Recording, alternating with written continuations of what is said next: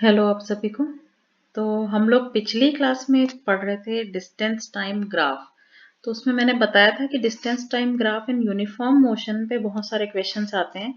इस वाले फिगर को हमने समझने की कोशिश भी की थी कि यूनिफॉर्म स्पीड और जब रहेगी तो डिस्टेंस टाइम ग्राफ से हम कैसे स्पीड निकालेंगे, है ना। तो इस ग्राफ से हमने समझने की कोशिश की थी। यहाँ पे थोड़ा कचरा जैसा हो गया था, या फिर मैं सोची कि एक बार आपको फिर से इसको मैं समझाती हूँ कि कैसे हम किसी एक पर्टिकुलर डिस्टेंस टाइम ग्राफ से यूनिफॉर्म मोशन निकाल सकते हैं, जिसके स्लोप से निकालना रहता है। तो ये एक डिस्टेंस टाइम ग्राफ है। यहाँ पे अपना डिस्टेंस दिया हुआ है, यहाँ पे हमारा टाइम दिया हुआ है। तो टाइम एक पर्टिकुलर इंटरवल पे दिया रहेगा। ठीक है, मान लो ये 1 घंटा, 2 घंटा, 3 घंटा, ऐसे ये दिया हुआ है। ठीक है। और वहीं पे अब हमको यहाँ डिस्टेंस दिया हुआ है 5 किलोमीटर, 10 किलोमीटर। ठीक है, 5, 10, 15, 20, ऐसे ये किलोमीटर्स में दिया हुआ है, ये 25। तो ये ऐसे किलोमीटर में दिया हुआ है। अब बोलता है हमको कि पॉइंट ए से लेकर ये पॉइंट बी तक, यहाँ तक। ठीक है, ये पॉइंट ए है एक, और ये पॉइंट बी है।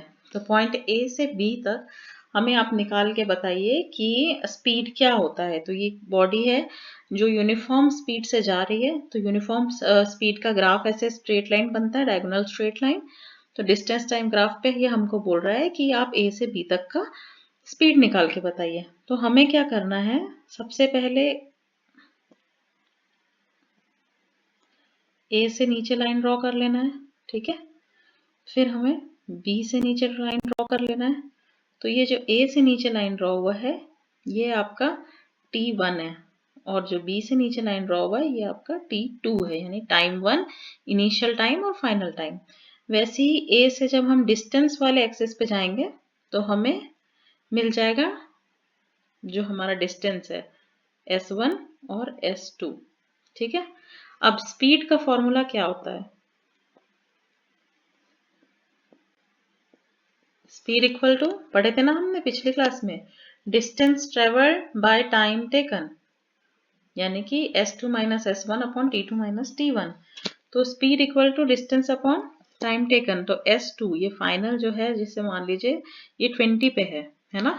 तो S2 माइनस S1 ये हो गया हमारा डिस्टेंस जो S2 है और S1 है, upon time taken T2 minus T1। तो ये हो गया T2 माइनस T1, है ना। तो S2 क्या है हमारा 20, और S1 क्या है 10, है ना।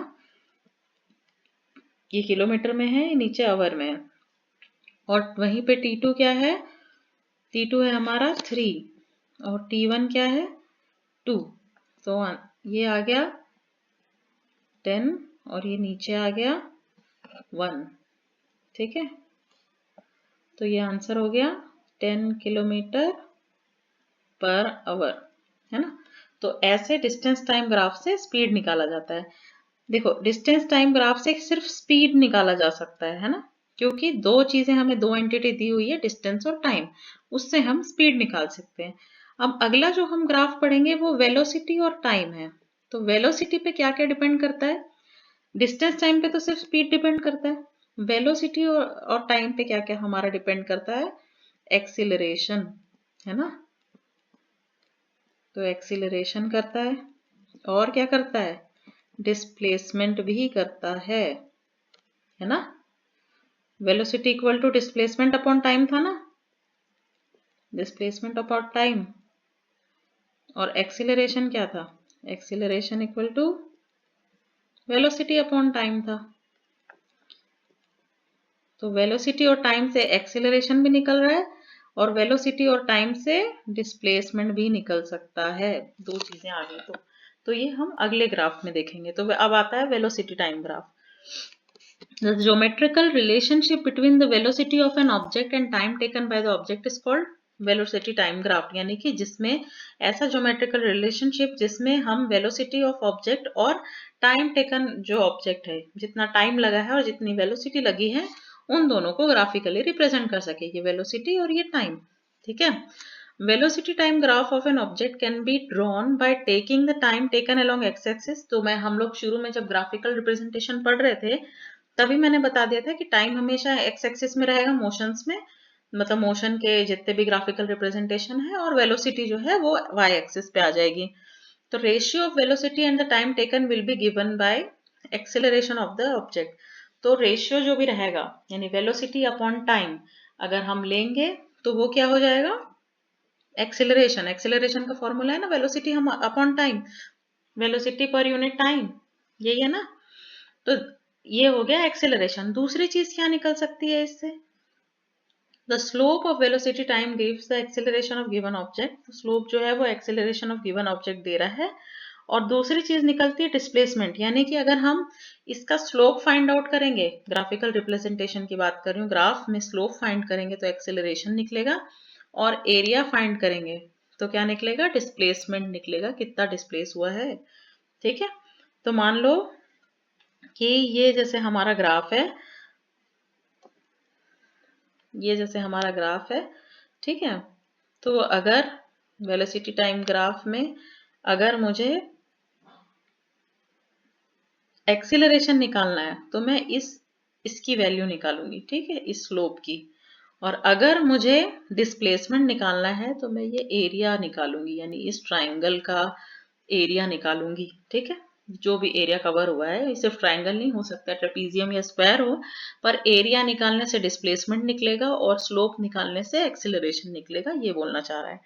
तो इसमें भी 3 टाइप है। सबसे पहले देखते हैं कि अगर बॉडी जो है यूनिफॉर्म वेलोसिटी से जा रही है, यूनिफॉर्म वेलोसिटी मतलब वेलोसिटी चेंज नहीं हो रही, जैसे कि ये वाले ग्राफ में 40 है तो 40 ही है ना पूरा, तो ये है 40 से चला है तो 40 ही है आखिरी तक, है ना। तो वेलोसिटी चेंज नहीं हो रही है। तो if object moves eight uniform velocity the height of its velocity time graph will not change. तो ये वेलोसिटी टाइम ग्राफ का हाइट चेंज नहीं हो रहा है, ये लगातार 40 पे ही है। ठीक है, we know that the product of velocity time give displacement of an object moving with uniform velocity. ठीक है, the area enclose by the velocity time graph and the time axis will be equal to the magnitude of displacement. तो ये मैंने यहाँ पे बता ही दिया कि ये जो एरिया है, अगर हमने ये एरिया निकाला तो हमें डिस्प्लेसमेंट मिलेगा। ठीक है, कैसे मिलेगा एक बार यहाँ पे देखते हैं। To know the distance move by the car between time t1 और t2, जैसे उस वहां पे ऊपर पिछले ग्राफ में था तो t1 ए पॉइंट पे t1 है टाइम, ठीक है, बी पॉइंट पे t2 है टाइम। तो ये इसने टाइम यहाँ पे बता दिया है। तो velocity v kilometre per hour is represented by height ac। तो वेलोसिटी v क्या है, ये वेलोसिटी वाला हिस्सा है, वेलोसिटी v क्या है 40, है ना। तो यहाँ पे वेलोसिटी ऑलरेडी दी हुई है जिसको अभी फिलहाल हम v ले रहे हैं। और अगर वेलोसिटी देखेंगे तो ये ए सी के बराबर भी है ना, ए सी या बी डी के बराबर भी है। तो v equal to A C या बी डी। ठीक है, तो v is represented by height A C और B D and the time t1 by t2 जो है, तो टाइम कैसे निकालेंगे, final time minus initial time, t2 minus t2 minus t1। ठीक है, is represented by the length a और b। तो a और b का लेंथ जो है is equal to t2 minus t1, तो ये हमें लेंथ निकल जाएगा। अब the distance s moved by the car in time t2 minus t1 can be expressed as. तो डिस्टेंस का फॉर्मूला क्या है, डिस्टेंस का फॉर्मूला है वेलोसिटी, डिस्टेंस या डिस्प्लेसमेंट का फॉर्मूला है वेलोसिटी इनटू टाइम, है ना। तो velocity v upon into t2 minus t1, तो यही तो एरिया ऑफ रेक्टेंगल हो गया, है ना।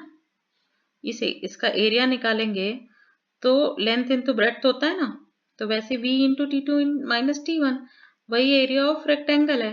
तो ऐसे ये प्रूफ कर रहा है कि एरिया ऑफ रेक्टेंगल या फिर एरिया जो भी कवर किया गया है वो निकालने से हमारा डिस्प्लेसमेंट या डिस्टेंस निकलता है।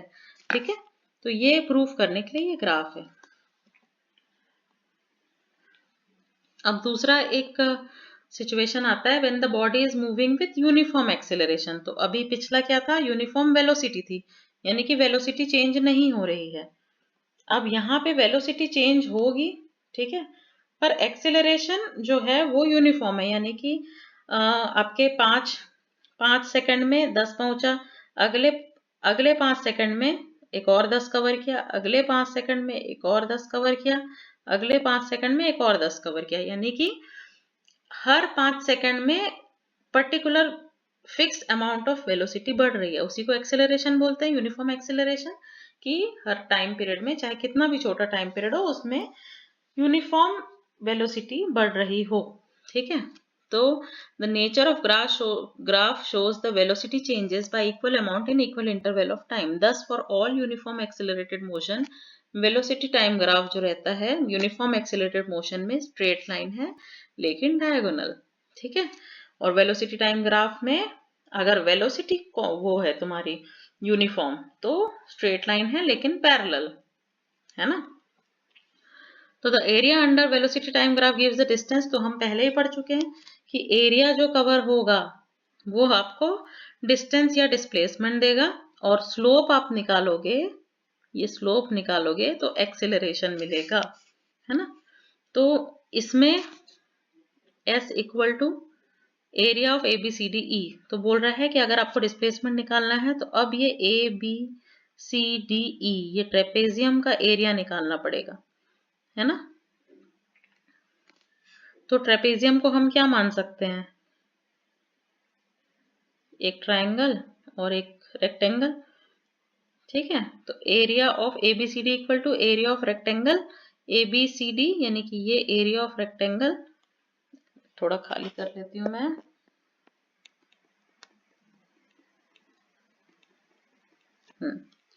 तो area of A B C D E क्या आएगा, area of rectangle A B C D, यानी कि area of A B C D, इसका एरिया निकालेंगे, plus area of triangle A D E, यानी कि ए डी ई का एरिया निकालेंगे। तो रेक्टेंगल का एरिया क्या होता है, length into breadth, A B into B C, और ट्रायंगल का एरिया क्या होता है, height into base, half height into base, तो 1/2 ए डी इंटू ए ही, है ना। तो ये आपको S दे देगा, S यानी कि आपका डिस्प्लेसमेंट दे देगा। तो जैसे कि इस ग्राफ में ट्रायंगल और रेक्टेंगल दोनों का एरिया निकालना है, वैसे इस ग्राफ में अगर आपको डिस्प्लेसमेंट चाहिए था तो स्क्वायर का एरिया निकालना पड़ रहा था। ठीक है, अब तीसरा एक सिचुएशन आता है when the body is in variable acceleration. तो in case of non uniformly accelerated motion, यानी कि ये तो हो गई बात इक्वल इंटरवल में इक्वल वेलोसिटी बढ़ रही है, पर अगर ऐसा नहीं हो रहा है तो ग्राफ का शेप कुछ भी हो सकता है।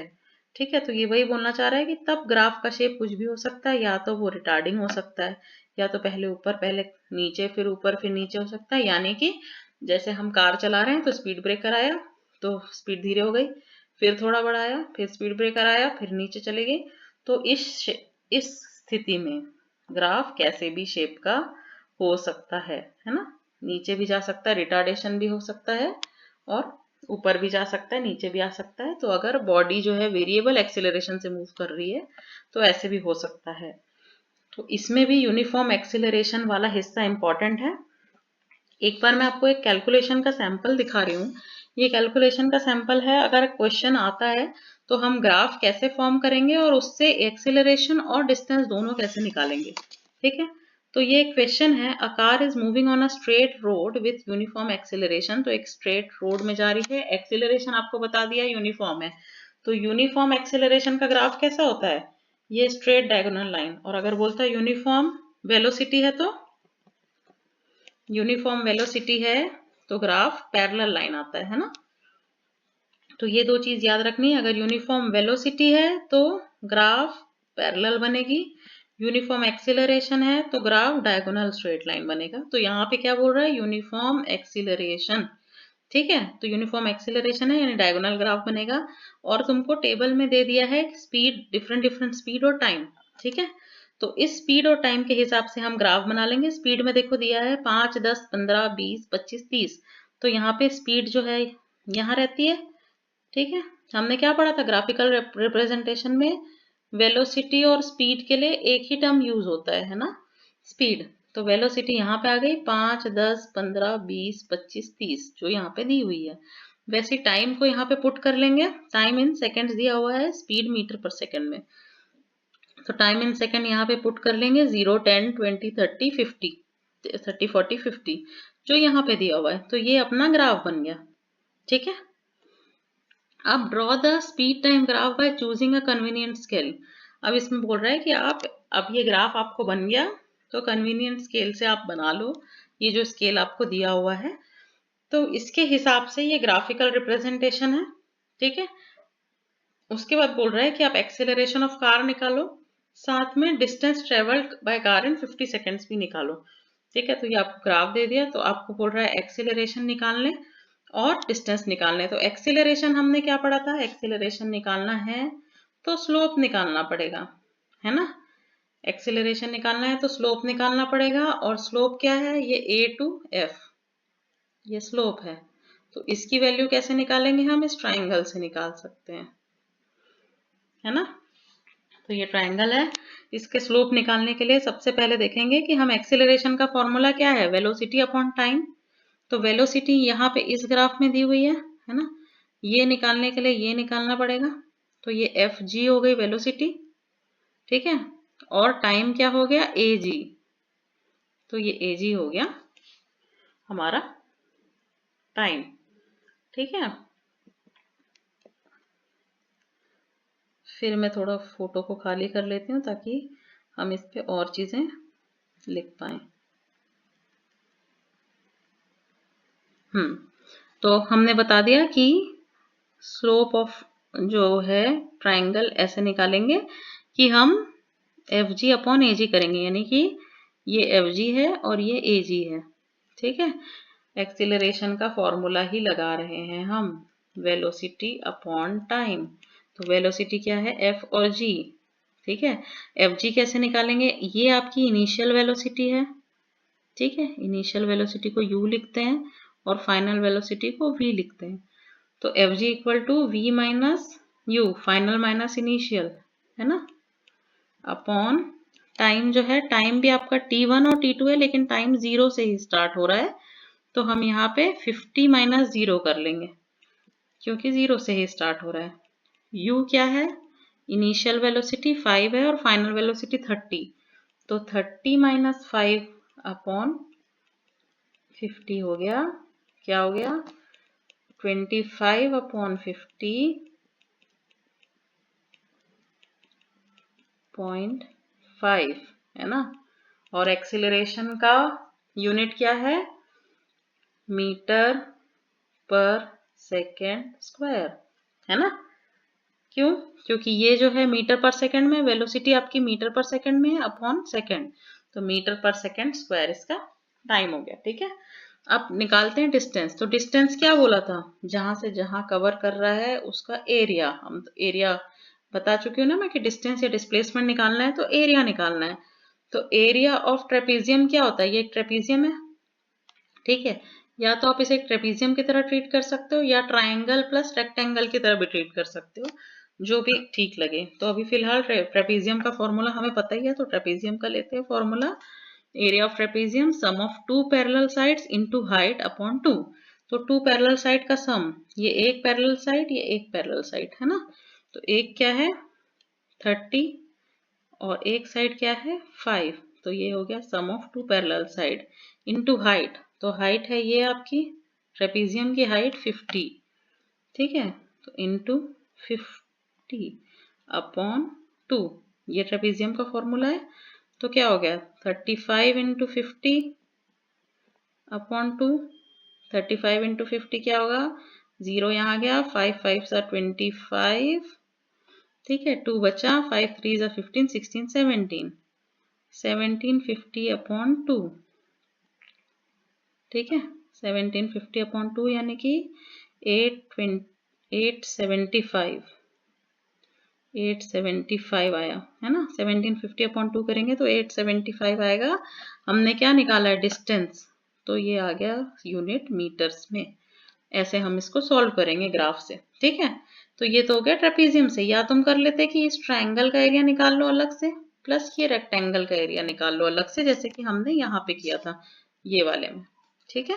तो ऐसे हम वेलोसिटी टाइम ग्राफ से एरिया निकालेंगे, तो ये होगा, और स्लोप निकालेंगे तो एक्सेलरेशन होगा, ठीक है। एरिया निकालने से डिस्टेंस निकलेगा, स्लोप से एक्सेलरेशन निकलेगा, ये दो चीजें हमें याद रखनी है। तो इस वेलोसिटी टाइम ग्राफ को इजी करने के लिए हमें दो ही बातें याद रखनी है कि यूनिफॉर्म वेलोसिटी है तो पैरेलल ग्राफ बनेगा, यूनिफॉर्म एक्सीलरेशन है तो स्लोप वाला ग्राफ बनेगा। अगर हमें एक्सीलरेशन निकालना है, ठीक है, तो हमें स्लोप निकालना पड़ेगा, स्लोप। और अगर हमें डिस्टेंस निकालना है तो हमें एरिया निकालना पड़ेगा, ठीक है, क्योंकि वेलोसिटी टाइम ग्राफ से दो चीजें हम निकाल सकते हैं, एक्सीलरेशन और डिस्टेंस, जबकि डिस्टेंस टाइम ग्राफ से हम सिर्फ एक चीज निकाल सकते हैं, वो है स्पीड, है ना, क्योंकि डिस्टेंस और टाइम है हमारे पास। तो तीसरा फैक्टर सिर्फ स्पीड है, जो हम बता चुकी हूँ। मैं एक बार फिर से रिपीट कर रही हूँ कि डिस्टेंस और टाइम से सिर्फ स्पीड रिलेटेड है, इसलिए सिर्फ स्पीड निकल सकता है, ठीक है, सिर्फ स्पीड निकाला जा सकता है, speed equal to distance upon time होता है। जबकि अगर वेलोसिटी टाइम ग्राफ है आपके पास तो दो चीजें निकल सकती हैं, एक्सीलरेशन के फॉर्मूले में भी, यानी कि acceleration equal to v by t होता है, ठीक है, वेलोसिटी अपॉन टाइम, या फिर हम डिस्प्लेसमेंट भी निकाल सकते हैं, क्योंकि velocity equal to displacement upon time होता है ना, डिस्प्लेसमेंट अपॉन टाइम। तो डिस्प्लेसमेंट निकालनी है तो वेलोसिटी इंटू टाइम हो जाएगा, इसलिए ये दो चीजें निकाली जा सकती हैं, ठीक है। तो अगली क्लास में हम आगे पढ़ेंगे, जो भी इक्वेशंस ऑफ मोशन है हम उस पे जाएंगे। तब तक के लिए बाय बाय।